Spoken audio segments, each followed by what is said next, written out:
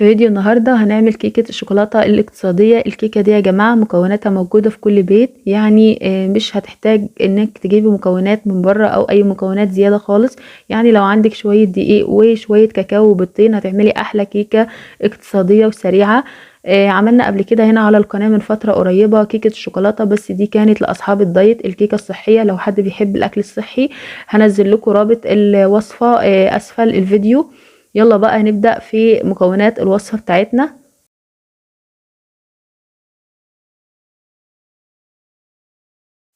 اول حاجة هنزل في بولة كبيرة ببيضتين يكونوا بدرجة حرارة الغرفة، وعليهم معلقة صغيرة من الفانيليا، وهنزل عليهم بكوب من السكر. وبعد كده هقلب المكونات دي مع بعضها، طبعا مش هقلب كتير، يعني يدوبك بس اخلط البيض مع السكر. وبعد كده المكون اللي عليه الدور هو الزيت، هنزل بربع كوباية من الزيت، طبعا اي زيت نباتي يكون موجود عندك. وبعد كده هقلب المكونات دي مع بعضها. بعد كده هنزل بكوب الا ربع من الحليب. طبعا كل المكونات يا جماعة لازم تكون بدرجة حرارة الغرفة، يعني ما تبقاش جاية من التلاجة مباشرة ونعمل بها الوصفة.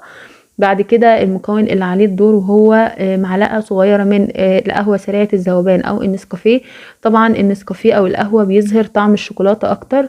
بعد كده هخفق كل المكونات دي مع بعضها.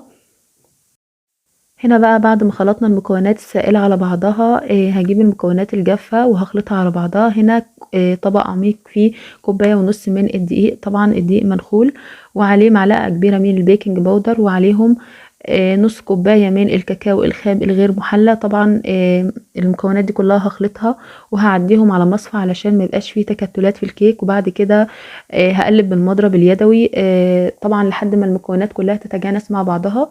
ممكن لو موجود مضرب كهربي عادي مفيش مشكلة، بس يعني هحاول ان انا ما اقلبش كتير قوي في الكيك.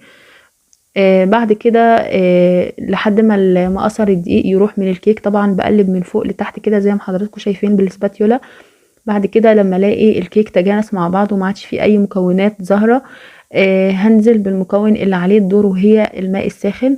انا كنت حاطه ميه سخنه بتغلي، طبعا الميه لازم ننزل عليها على الكيك وهي بتغلي على طول. دي نص كوبايه من الماء الساخن. مهم جدا ان احنا نعمل الخطوه دي يا جماعه، دي هتخلي قوام الكيك ناعم جدا.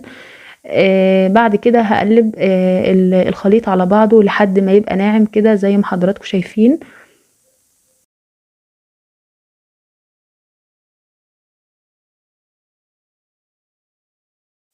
وكده خلاص الكيك بتاعي بقى جاهز. نيجي بقى للقالب. القالب كنت عطياله دهنة زيت كده خفيفة وعليها رشة دقيق وموزعاها في القالب عشان الكيك ما يلزقش.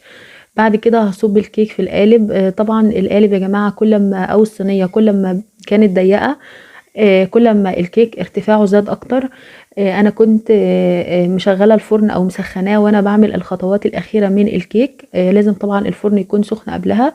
هدي للقالب كده خبطتين على الرخامه او اي سطح، وبعد كده علشان بس اخرج الهواء اللي فيه. بعد كده هحطه في فرن ساخن مسبقا على درجه حراره 180 درجه طبعا لمدة 30 دقيقة، ومش هفتح الفرن خالص علشان الكيكة ما تهبطش. بعد ال30 دقيقة هخرج الكيك، طبعا ما نحطهاش زيادة عن ال30 دقيقة علشان وش الكيك ما يبقاش مشقق. وبكده تكون خلاص الكيكة بتاعتنا جاهزة زي ما حضراتكم شايفين. الارتفاع بتاعها ممتاز جدا، هشة وطرية جدا وملمسها ناعم يعني عاملة زي القطن. يا رب يكون الفيديو عجبكم، وان شاء الله انا هنزل لكم طريقة كيك الشوكولاتة للدايت في صندوق الوصف.